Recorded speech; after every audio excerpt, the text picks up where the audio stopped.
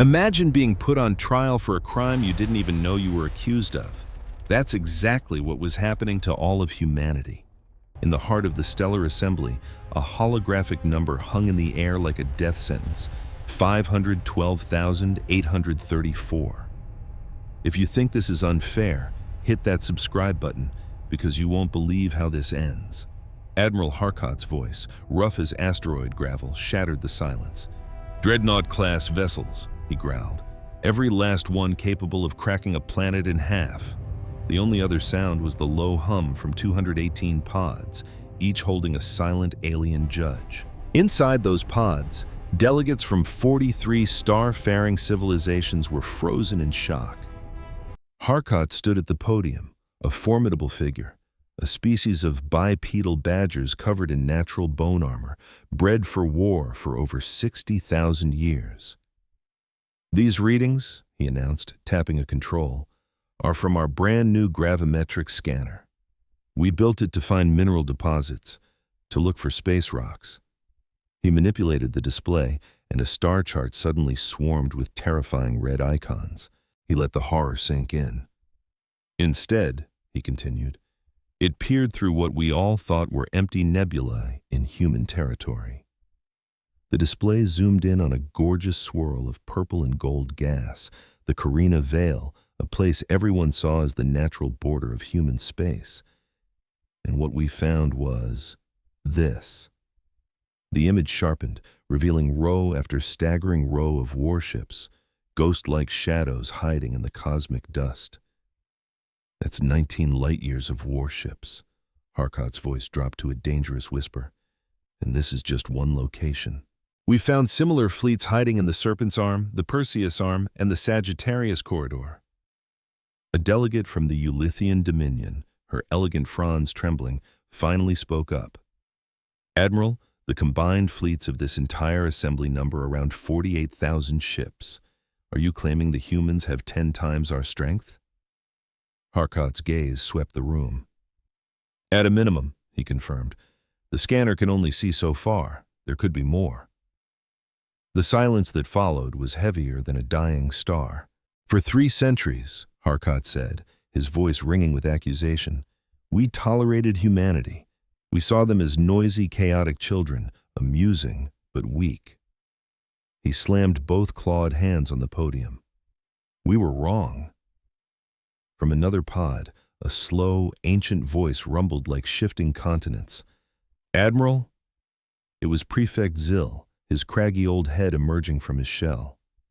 "What you're showing us is deeply concerning, but it only proves these ships exist. It does not prove their intent."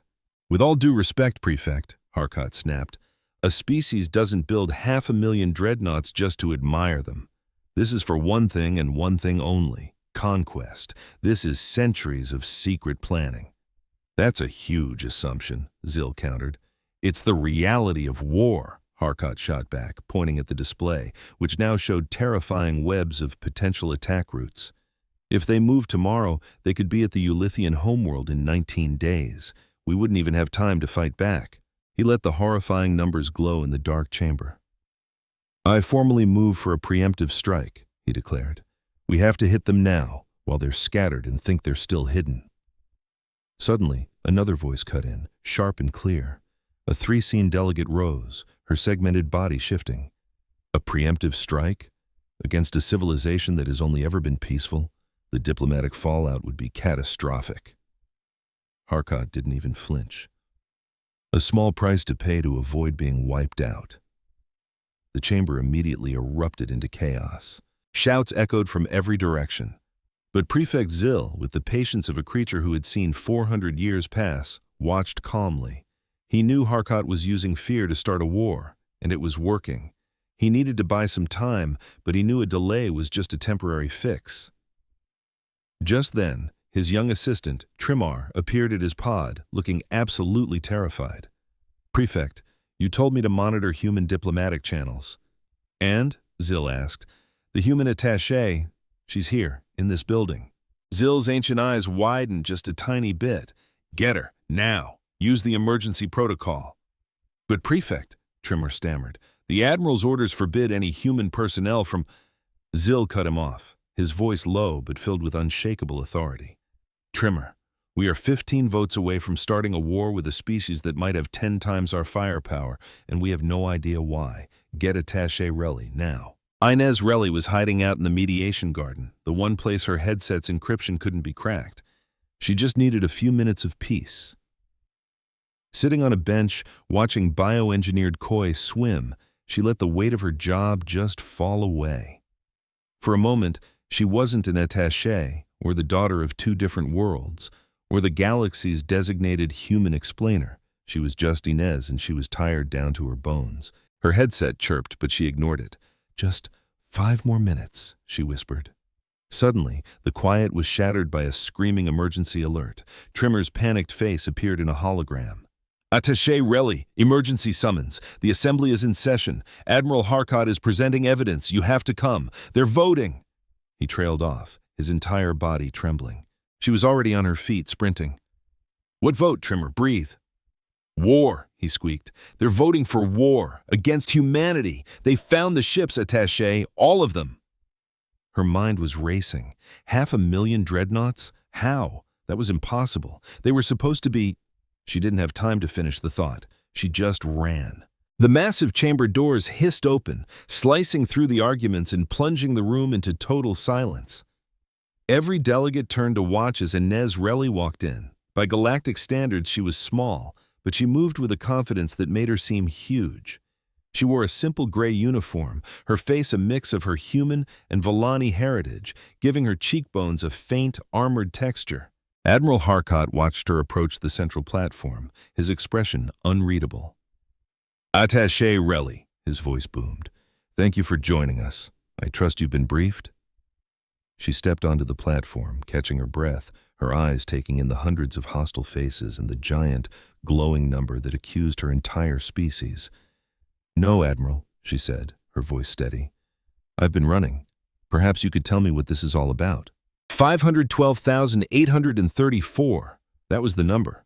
That was the accusation. Inez stared at the tactical display, at the angry red icons swarming through nebulas that were supposed to be empty. Her first instinct was denial. It had to be a glitch, a sensor misreading a field of asteroids. But she knew the Volani. They didn't make mistakes like this. As she zoomed in, she saw the fleets weren't massed for an invasion. They were scattered, spread out in a pattern that looked less like a battle plan and more like, well, it looked exactly like the glorious, chaotic mess her dad used to make when he'd decide a cargo bay was the perfect place for his potato sculptures. Oh, you have got to be kidding me, she whispered to herself. This was a classic human project, just scaled up to a ridiculous galaxy-threatening size. Taking a deep breath, she switched on her diplomat voice, the calm, steady tone that masked the frantic beat of her heart. Admiral Harkott honored delegates, she said. I understand your alarm. Looking at this data, I'd be worried too, but I assure you, you are fundamentally misunderstanding what you're seeing. Harkott's voice was like grinding stone. A misunderstanding? Are you saying there aren't 500,000 warships hiding in your territory? Oh, they're there, Inez confirmed cheerfully. They just aren't warships. A confused murmur rippled through the 218 pods. They're canvases, she explained. See, humanity solved scarcity a while back. Food, energy, housing, it's all handled by automation. Nobody has to work, which left us with a pretty big question. What do we do all day? She gestured at the giant screen. This is what we do. We form clubs, we start projects, we get creative. These aren't military fleets, they're community art projects. The Githian delegate twisted a vine-like frond, the equivalent of a deeply sarcastic eye roll. Your people build dreadnoughts as a hobby?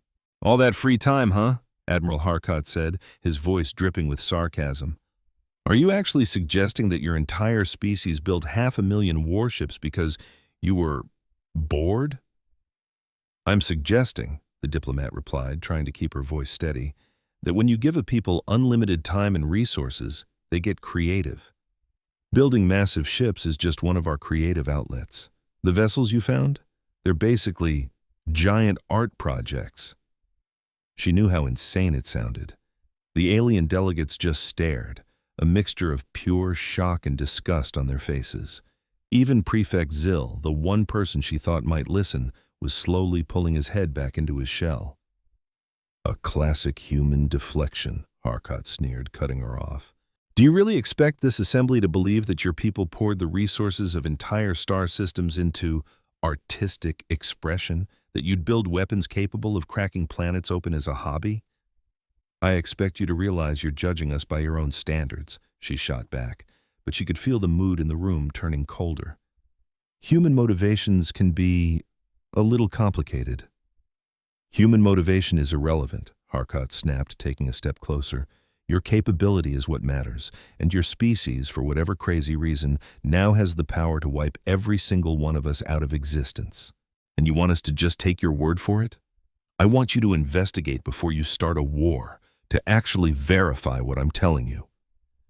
"Oh, we have verified," Harkot countered, pointing a sharp claw at the giant screen behind her. 512,834 times, every single one of them a planet killer, hiding in what you swore to us was empty space. He turned to address the entire assembly. "I call for an immediate vote on a preemptive strike." "Point of order," a deep voice echoed through the chamber. It was Prefect Zill. His ancient turtle-like head was fully extended, and his old eyes were locked on Harkot. He was a creature who had played this political game for 4 centuries. Assembly Protocol 9.4.2 regarding the introduction of new military evidence. Zill's voice was suddenly like steel. "The accused party has the right to a period of diplomatic clarification before any vote on military action can be held." A muscle in Harkot's jaw tightened. "Prefect Zill, this situation is far too urgent. The situation," Zill interrupted smoothly, "demands that we follow our own laws, Admiral. Surely you aren't suggesting we throw out the very rules that have maintained peace for the last 3,000 years? Zill stared him down. "Protocol 9.4.2 grants them a 24-hour window to provide evidence of their innocence before we can even begin to talk about a declaration of war." A low murmur spread through the room. Delegates began whispering to their aides. "This is just a delay tactic," Harkot growled. "This is procedure," Zill replied, his voice calm as a frozen lake. "If humanity is as dangerous as you claim, then 24 hours will only strengthen your case. But if you're wrong, wouldn't you want to know that before you start a war with an enemy that outnumbers our combined fleets 10 to 1? The logic was solid. Even the most aggressive delegates shifted uncomfortably at those odds. 24 hours, Harkot spat, the words cracking like ice. "I'll use that time to get our fleets into attack position. If a single human ship makes a move, it's an act of war." He shot a final, hateful glare at Enns. "Use your time wisely." With that, he spun around and stormed out of the chamber. Prefect Zill slowly shuffled over to Enns. "My child," he said, his voice low, "I've bought you a day. I truly hope you know what to do with it." He leaned in, his voice dropping to a whisper. "How did they do it? Where in the galaxy did all those ships come from?" Enns could only stare at the impossible number hanging in the air. 500,000 dreadnoughts. 500,000 giant monuments to human creativity, boredom, and sheer, unbelievable recklessness. "Prefect," she said, "I have a theory." She rubbed her temples, feeling a massive headache coming on.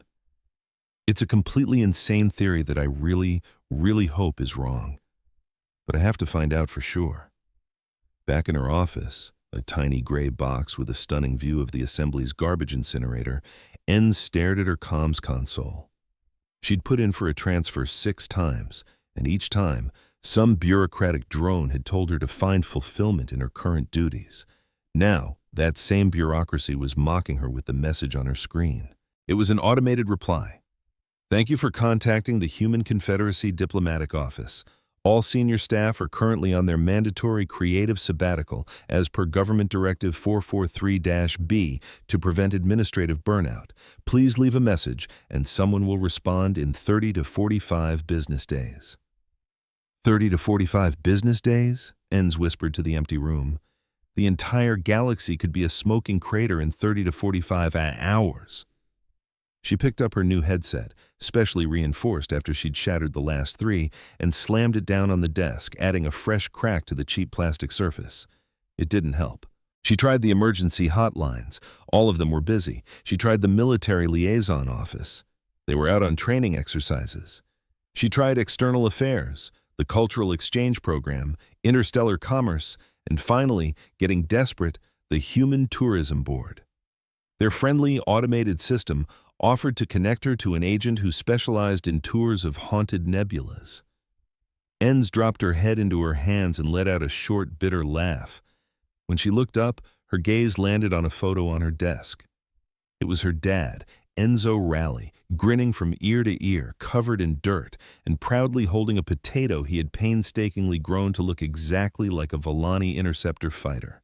That potato took him 3 years. 3 years for a vegetable. "You'd know what was happening, wouldn't you, Dad?" she muttered to the photo. "You'd probably be out there on one of those ships having the time of your life." And then it hit her like a bolt of lightning. The official channels were useless. She had to find someone who was actually out there, in one of those supposedly empty star systems, someone who knew why 500,000 people would decide to build warships for fun. She had to go straight to the source. A new fire lit in her eyes. She turned back to her console, completely ignoring the official government networks and diving straight into the wild, chaotic, beautiful mess of the civilian internet. Enz dove headfirst into the digital ocean of forums and guilds that humanity called creativity, a place that always gave her a splitting headache. She was looking for shipbuilders. Thousands of communities popped up. She filtered the search for massive-scale projects, then cross-referenced the scanner data, focusing on the Carina Vale region. A bunch of smaller groups showed up, the Nebula Knitters, the Vela Sculptors, and then she hit the jackpot. The project scale and energy readings of one guild were a perfect match. The Cosmic Canvas, 8.4 billion members. Their specialization, aesthetic dreadnought construction. Enz stared at their homepage.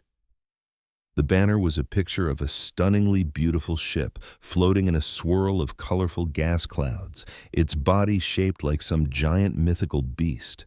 Their motto read, "Because the universe is our canvas, and we brought some really big brushes." The guild leader's profile picture showed a smiling guy in his mid-30s, whose grin screamed either total enlightenment or a complete break from reality. Kevin "Kev" Jenkins lived in the Lewison system, project lead on 19 completed Dreadnoughts, and right now he was live streaming a tour of his personal flagship. Enz checked the clock on her console. 23 hours and 14 minutes left. She opened a priority communications link. "And if you look over here," a cheerful voice was saying from her speaker, "you can see we decided on an Art Deco style for the bottom fins. And I'm talking real Art Deco, not that fake retro junk they're putting in the Proxima colony. See how the geometric shapes catch the starlight? That's 300 kilometers of hand-designed paneling. Took our team 18 months just to get the finish right." Kevin Jenkins's face appeared on her screen, lit by the warm glow of what looked like an incredibly luxurious ship bridge. He was wearing a t-shirt that said, "My other ride is also a dreadnought," and was waving his arm at something just off camera.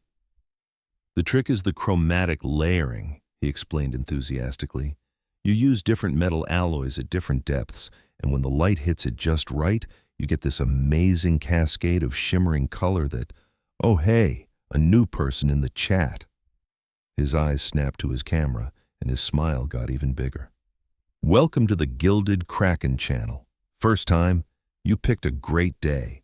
I'm doing a full tour of the ship to show off all the new stuff from our last building phase. So grab a snack, sit back, and let me show you what 6 years of community art looks like. Mr. Jenkins." Enz kept her voice perfectly calm and level. "I need to speak with you. This is an urgent Priority 1 diplomatic channel." Kevin's big smile faltered and his face scrunched up in confusion. "A diplomatic channel? Wait, is this about a guild sponsorship or something? Because we've already got a deal with Nebula Craft for our material printers, and I'm not really looking to—" "Mr. Jenkins, my name is Enz Raleigh.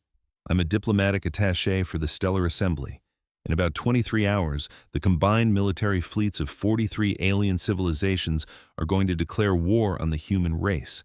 And the reason they're doing it is because of your ships. There was dead silence. Kevin just blinked. He opened his mouth, then closed it again. His expression shifted from confused to baffled, and finally to pure, absolute horror. His brow wrinkled, and he looked genuinely hurt.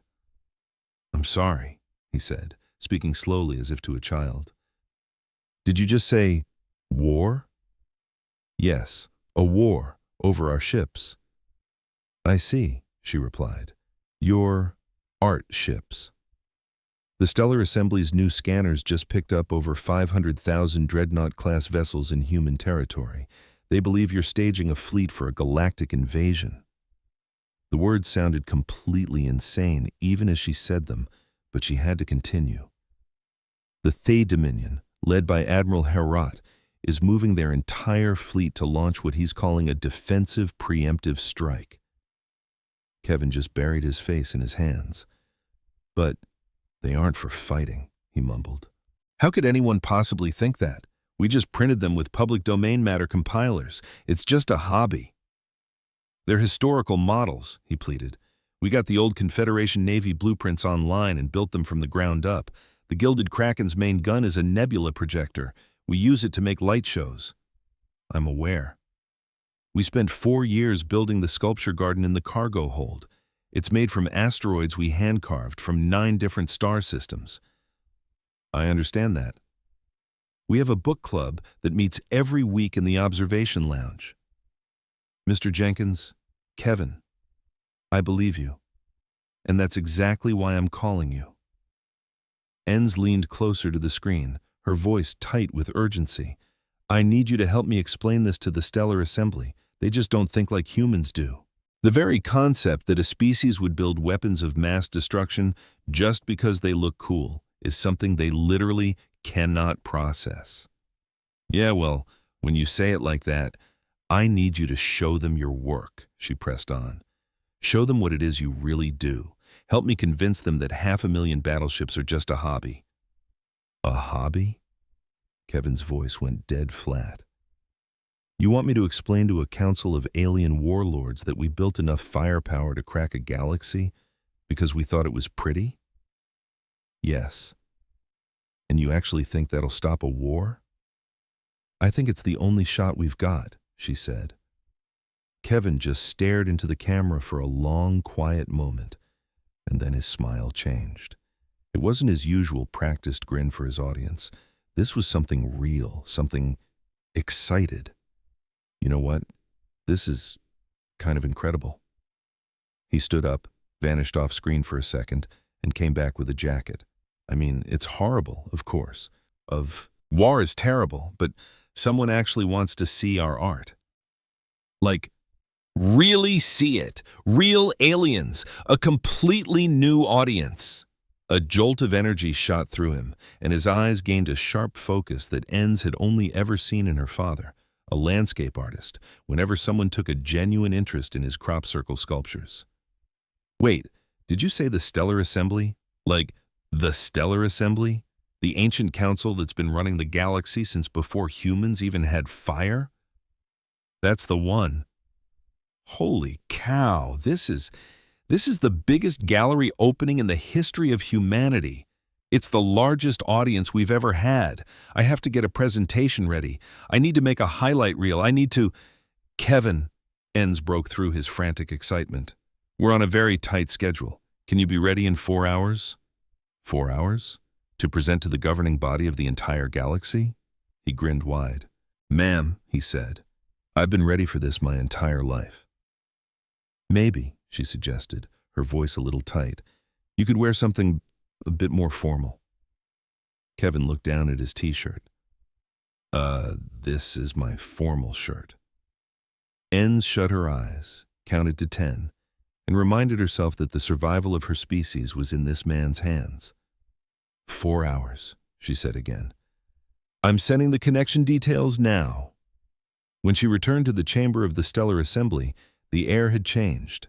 Admiral Herat was there again, standing like a statue at the observation window, watching as giant orbital defense cannons swiveled into new positions. The raw anger from before was still there, but it had settled into a cold, patient resolve. The other delegates had spent the last few hours talking to their homeworlds, getting their orders and digging in their heels. The vote, scheduled for 19 hours from now, already felt like a done deal, like a collision alarm that wouldn't stop screaming. "Attaché Relly," Admiral Herat's voice thundered across the room. "I hope you've used your time well." "I have, Admiral. I have new evidence to present. A witness who can explain what those ships are really for." "A witness," he repeated, his voice devoid of emotion. "Another human, I assume." "A builder," she corrected him. "One of the artists who created the ships you found. To hear his testimony, I'll need to open a live communications link to his vessel." Herat's armored brow furrowed. "Absolutely not. Opening an unsecured channel into this chamber during a Level 1 security alert is against every protocol." "Not quite, Admiral." Prefect Zill's calm voice drifted from his containment sphere. "Assembly Protocol 9.1.5, the right of evidentiary presentation, gives us the right to hear direct testimony from a primary source when facing an existential threat. That protocol overrides standard security measures." Herat shot a glare at Zill. "That's an ancient rule, from before we even had holographic tech. Using it now is beyond reckless." "It is our law," Zill said, plain and simple, "and our laws are most important when we are afraid, Admiral." Herat held Zill's gaze for a long moment, then turned his icy stare back to Enz. "Fine," he growled, "but Volani military intelligence will be monitoring and firewalling the entire connection. Any funny business, any attempt to send data, and we cut the link instantly." "Understood." Enz nodded and walked over to the console, her fingers shaking just a little as she typed in the connection codes. All around the chamber, the delegates got comfortable in their atmospheric spheres, their eyes glued to the holographic display in the center of the room. The display flickered on, shimmered, and then expanded into a life-size projection of Kevin Jenkins. He was standing in a room that looked like a cathedral designed by a fan of both classical architecture and heavy metal album art. Kevin waved cheerfully. "Hey everyone, I'm Kevin Jenkins. I'm the guildmaster for a group called the Cosmic Canvas, and I'm just so unbelievably excited to be here." He was Enz saw with a mix of horror and relief, wearing the exact same t-shirt.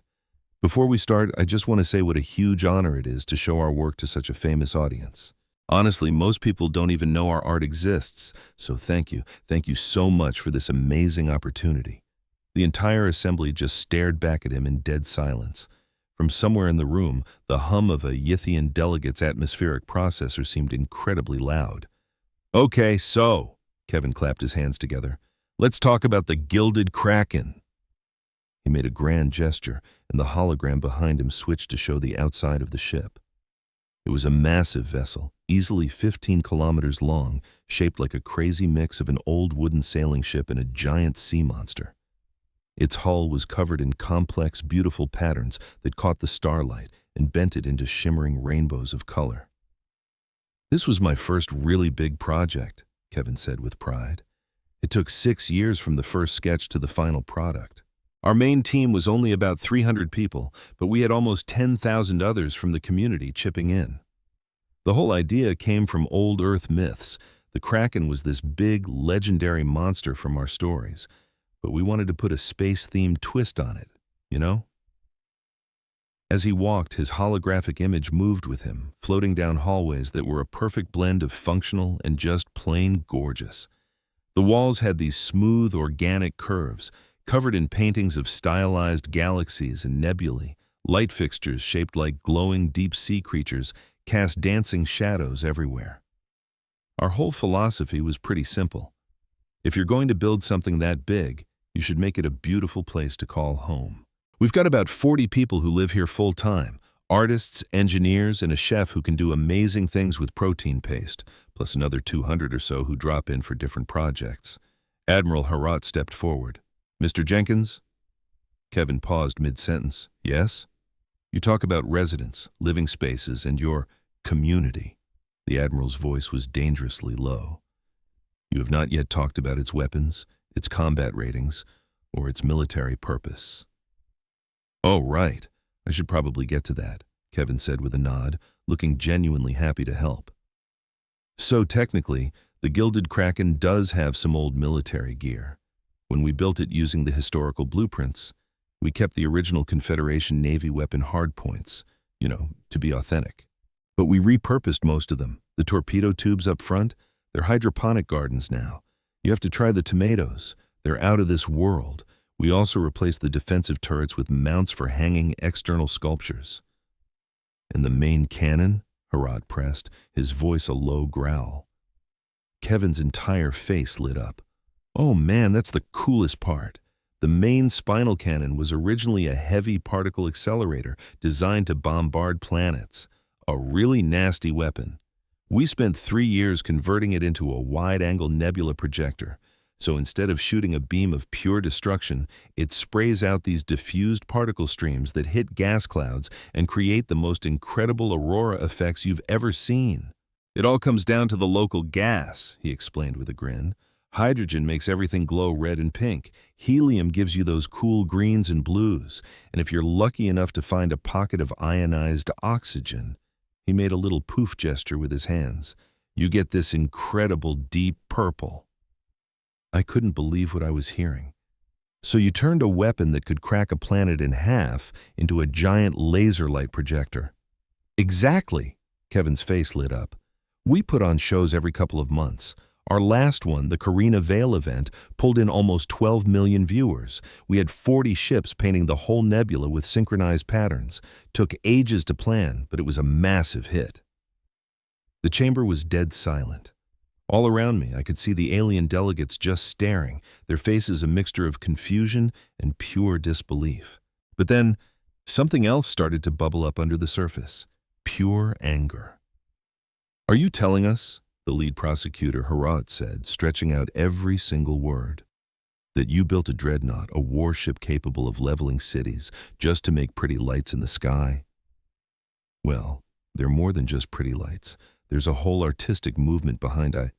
You wasted resources that could have fed entire star systems. You took up shipyard space that could have built ships for defense, for exploration. You squandered brilliant engineering minds, all for, his voice trembled with fury, pretty lights. Kevin winced. Yeah, when you say it like that, it does sound a little irresponsible.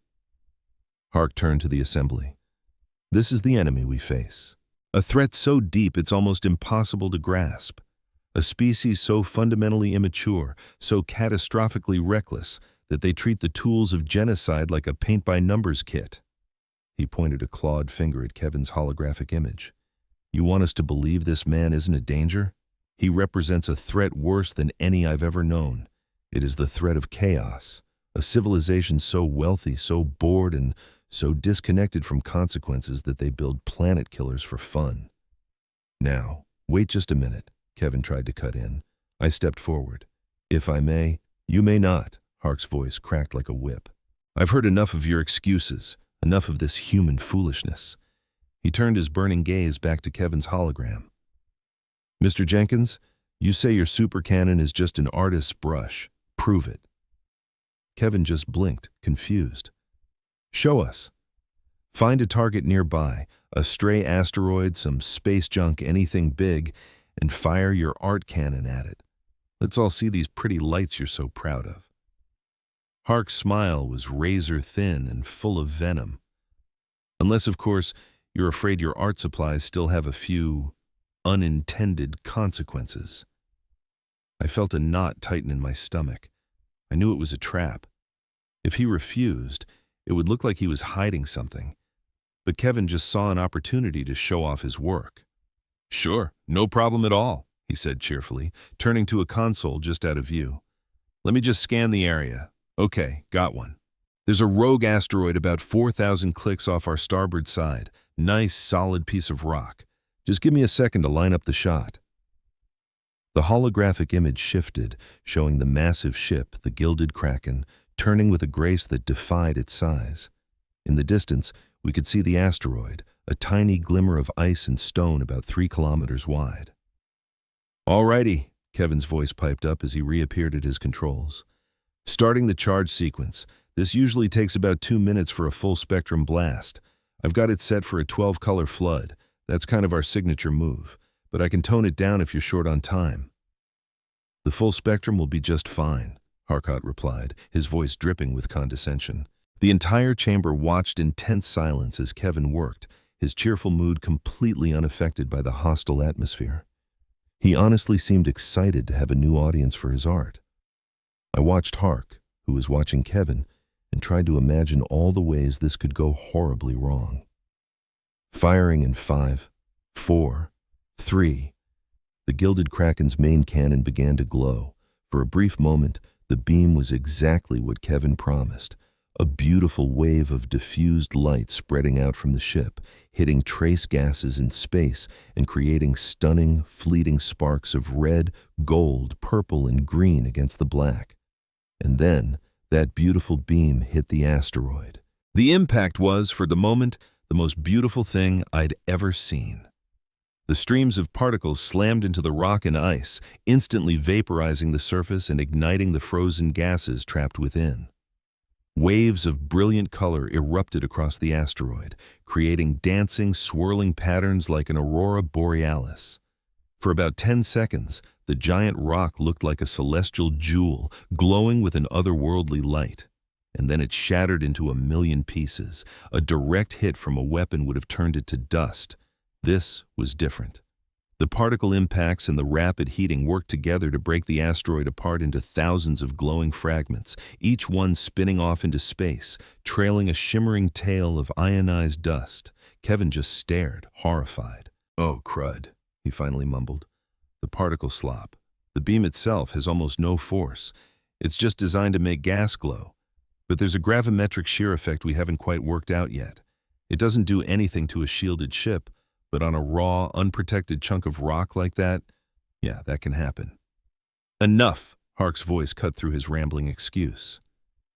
"You've shown us exactly what I was afraid of. Your art project is still perfectly capable of shattering a celestial body. Your little light show can obliterate a target weighing billions of tons." He spun back to face the assembly. "This is their idea of being harmless. They have barely disguised weapons that they treat like children's toys, capable of mass destruction even when they aren't trying." "It was an accident," Kevin yelled. "Precisely." Hark's composure finally snapped and he roared. "An accident, and your people have a million ships capable of similar accidents. What happens when one of your so-called artists accidentally aims their art cannon at an inhabited world? What happens when your next light show miscalculates and paints a colony with a beam that shatters continents?" The chamber erupted into total chaos. Delegates were shouting at each other, their long, simmering fear boiling over into open rage. Across the room, an alarm went off as a delegate's life support sphere malfunctioned from the occupants' skyrocketing stress levels. I watched as my entire diplomatic mission crumbled into dust. Kevin's demonstration had just convinced everyone that humanity wasn't just reckless, we were dangerously incompetent. A species that built things it didn't understand, a species that played with unimaginable power without a single thought for the consequences, a species that turned the tools of Armageddon into toys and dared to call their carelessness art. Hark's accusation hit me with the force of a physical blow. With a sharp flick of my wrist, I cut Kevin's hologram, silencing his desperate attempts to explain calibration errors. His image vanished, leaving only the sight of the slowly expanding debris field on the main screen. "Honored delegates," I said. My voice was quiet, but it sliced through the chaos like a knife. The chamber instantly fell silent as 218 pairs of eyes locked onto me. I took a slow, deep breath. My shoulders relaxed, and I let go of all the rigid formality I'd been holding on to. "You're right," I said. "Everything Admiral Harkot just said is, for the most part, correct. We built 500,000 dreadnoughts because we ran out of other things to do. We turned weapons of mass destruction into art supplies. We built a fleet that could tear this galaxy apart, and then we used it to make pretty lights in space." I paused, letting the words hang in the air. "And that is precisely why you have no idea what you're dealing with." Harod opened his mouth to protest, but I just talked right over him. "I have spent my entire life trying to translate humanity for you. I tried to put it in your terms: strategy, logic, predictable self-interest. I took our beautiful, glorious chaos and tried to cram it into your rigid little boxes. I tied up our insanity with diplomatic ribbons to make us seem safe and understandable." I shook my head. "And that was my greatest mistake, because it made you think you actually understood us. It gave you the illusion that you could predict our next move, that our behavior, no matter how weird, would eventually make sense according to your rules." I walked past the podium, past Admiral Harkott, who stood there frozen, until I was standing in the absolute center of the room. "You want to know why we built those ships? The answer is so simple. We did it because we could. We did it because the universe is vast and strange and mostly empty. And when you have nearly unlimited resources and time, you either create or you go insane. And if you attack us, if you follow through on this preemptive war, you will not be fighting a military you can analyze. You will be fighting an entire species of bored, brilliant, and infinitely creative people who have just been handed the single most exciting project of their lives." The chamber was so quiet, I could hear my own heart beating. "You counted 500,000 dreadnoughts, ships that were built for beauty, for self-expression, for the simple joy of making something amazing exist. Now, I want you to imagine those same people, with those same resources and that same creativity, all laser-focused on one single goal: war." I let that thought settle in the silence. Imagine what they would build then. Imagine what they would do. "Is that a threat, Attaché Raleigh?" Harkott's voice was as cold and empty as deep space. "No," I said. "It's a warning, not from me. It's a warning from reality itself." She stared him down, her eyes unflinching. "You've dedicated your life to fighting wars you could wrap your head around, against enemies who played by the same rulebook, fighting for things you understood. But your strategies, your perfect little theories, they just don't work on us.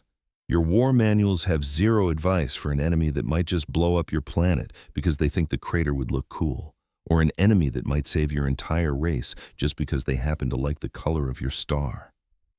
She threw her hands up. "We don't fit into your neat little boxes of friend or foe. We're a chaotic force. We're human. And you will never, ever be able to guess what we'll do next. Honestly, most of the time, neither can we." A wave of unease rippled through the assembly. High-ranking delegates fidgeted inside their protective spheres, swapping nervous glances across the hall. For the first time, even Admiral Harkott's ironclad confidence seemed to waver. He was mentally racing, trying to process what she'd just told him, searching for some military angle he could use. Just then, the main view screen lit up. New signals were pouring in. First a few dozen, then hundreds. The comm system was groaning under the strain as it tried to process one connection after another, each one flagged with a standard human civilian ID code. "What in the—" an aide began to ask. That's when Kevin's face appeared in a small window on the screen. He looked like he was half mortified and half ecstatic. Hey, so I might have mentioned to a couple of buddies that I was doing this big presentation for the Stellar Assembly, and they might have told a few more people, and, well," he gestured vaguely at the waterfall of incoming video feeds. "It turns out a lot of people wanted to show off their ships, too." The main holographic screen fractured into a grid, which then split into smaller grids and then split again. All around the chamber, 3D projections of ships winked into existence, each one more mind-boggling than the last. There was a warship built to look exactly like a massive electric guitar, its finish shifting through every color in the visible spectrum, and probably some that only aliens could see. Another ship was a flying Gothic cathedral, complete with enormous ornate buttresses that had no engineering purpose whatsoever, but looked incredibly cool against the fiery backdrop of a dying star. And then there was a ship that was, for reasons Inez couldn't even begin to imagine, A rubber duck several kilometers long. "Oh, that one's the Cosmic Quack," Kevin added, his voice full of pride. The Proxima Novelty Guild made it to protest boring, standardized ship designs. It's really just a gigantic sculpture with no engines. They have to tow it from one convention to another. More ships blinked into view. One was shaped like a giant Christmas tree, its hull covered in twinkling lights that spelled out holiday greetings in 72 different languages. Another was a dreadnought that had been hollowed out and converted into a massive space brewery, its cargo bays now used to ferment craft beer using gas from colorful nebulae. There was even a ship that was a perfect upscaled replica of an ancient Earth building called the Taj Mahal, but this one was about 30 kilometers high. "The space beer one is a huge hit," Kevin continued, really warming up to his topic. "They've won Guild of the Year 3 times in a row. Apparently, the flavor you get from a hydrogen-rich nebula is just unbelievable. It gives the beer this really complex mineral taste." Admiral Harcourt just stood there, frozen in the center of the room, completely surrounded by holographic nonsense. He was visibly struggling to comprehend what he was seeing. A capital ship whose primary function was brewing beer, a warship modeled after a bath toy, a weapons platform that was now a flying church. Just seconds ago, his hand had been hovering over the command seal that would have launched a fleet to wipe them all out. Now, that same hand was stuck in midair, caught between decisive action and complete system-shocked paralysis. "Admiral," Inez said, her voice soft and calm, "can you find a military strategy here? A tactical logic? Is there any kind of plan you can counter?" His jaw clenched. With a slow, deliberate movement, his hand fell back to his side. "I didn't think so." And that was the moment Prefect Zill moved with a speed no one had seen from him in decades. Deep-seated instincts, dormant for years, suddenly came roaring back. The old politician knew an opportunity when he saw one. And this magnificent, glorious tidal wave of human weirdness was the opportunity of a lifetime. "My esteemed colleagues," he announced, his voice slicing through the stunned silence with well-practiced authority, "I believe the information we're witnessing points to a new path forward, one that could be beneficial for everyone." The delegates, who were still gawking at holographic ships that defied all common sense, slowly shifted their focus to the ancient Chalaran. The evidence presented today clearly indicates that human shipbuilding, while certainly capable of being weaponized, is primarily driven by— He paused, carefully selecting the most diplomatic term. "Creative expression. An expression that, if left unchecked, could certainly present unpredictable challenges to galactic peace and order." Admiral Harcourt was starting to recover from his shock, and his eyes narrowed with suspicion as he stared at Zill. "What exactly are you suggesting, Prefect?" "I am suggesting a formal recognition and classification of human artistic works, a galactic grand exhibition to be sponsored by this very assembly, which would provide a structured environment for the display and celebration of human creativity." Zill's voice became as smooth as polished stone, the sound of a master politician closing the deal of his career. An initiative like this would accomplish several things. It would legitimize human creative expression, thereby reducing the chances of misunderstandings.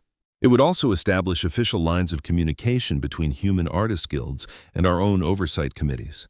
And, he paused just long enough for the tension to build, it would give the humans something to compete for, besides new territory. "You want to subdue them with an art competition?" Harcourt asked, his voice dripping with disbelief. "I want to redirect their incredible chaotic energy into predictable channels. I want to give them a stage to show off their creations that doesn't involve accidentally vaporizing asteroid fields or putting on light shows that can be seen from 3 spiral arms away." Zill met Harcourt's glare without flinching. "I want to take what you see as an existential threat and turn it into a manageable cultural event. That, Admiral, is the entire purpose of diplomacy." A quiet buzz filled the chamber as delegates began whispering to one another, their translation fields working overtime. Across the room, a Yulian representative's fronds, which had been rigid with fear just moments before, began to sway in a calm, thoughtful motion. "And who would oversee such a project?" someone called out. Zil slowly turned his head to look directly at Inez Raleigh. Attaché Raleigh has demonstrated a unique and remarkable insight into these human creative impulses. I propose we create a new Committee for Inexplicable Human Endeavors, and that the attaché be appointed as its chair. This committee would be tasked with cataloging human artistic projects, liaising with their creator communities, and providing early warnings of any, he chose his next words with extreme care, large-scale creations that might be misinterpreted by others. Every single delegate in the room swiveled to stare at her. 28 representatives from across the galaxy were now watching to see how she would respond after Zil had just nominated her for what might be the most impossible job in the history of the galaxy.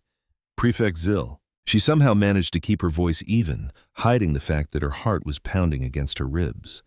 So if I understand you correctly, this job would essentially make me the galaxy's first ever art critic for projects built on the scale of a dreadnought. Correct. And I would be expected to give a heads up about things like Kevin's nebula light shows? That would be a primary function, yes. And my core responsibility would be explaining human creativity to a group of species that have spent the last 300 years completely failing to get it.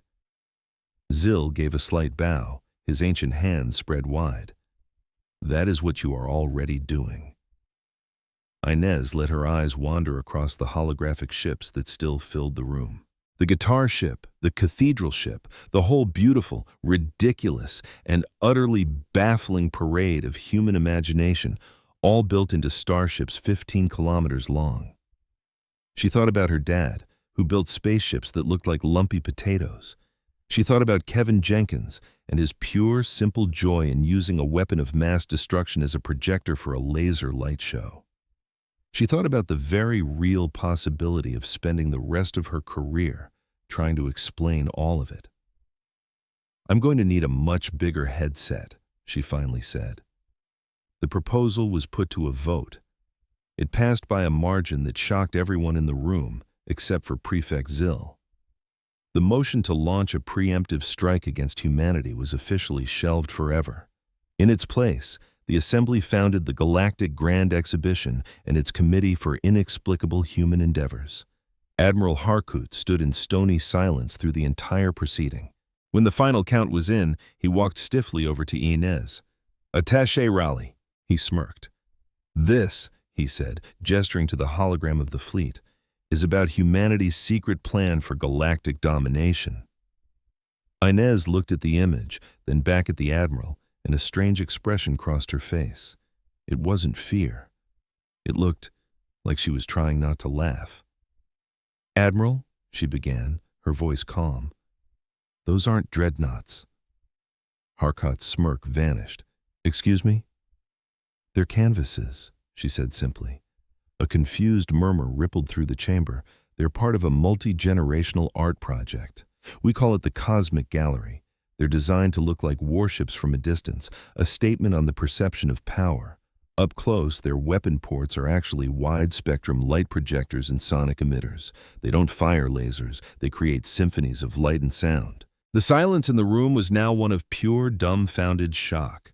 Harcourt stared, completely speechless. "You built 500,000 art installations?" he finally sputtered. "Yes," Inez said. "We thought it would be a beautiful surprise for future civilizations to stumble upon. A message that we value creation over destruction." She turned to face the entire assembly. "The greatest threat my people pose to you is that you might be deeply moved by a piece of performance art." The tension in the chamber didn't just break. It completely evaporated, replaced by the most profound and awkward silence the galaxy had ever known. Admiral Harcourt, the great warrior, had just tried to declare war on an art gallery. The moral of the story? Never assume the worst in people, because you might just end up looking like the biggest fool in the universe.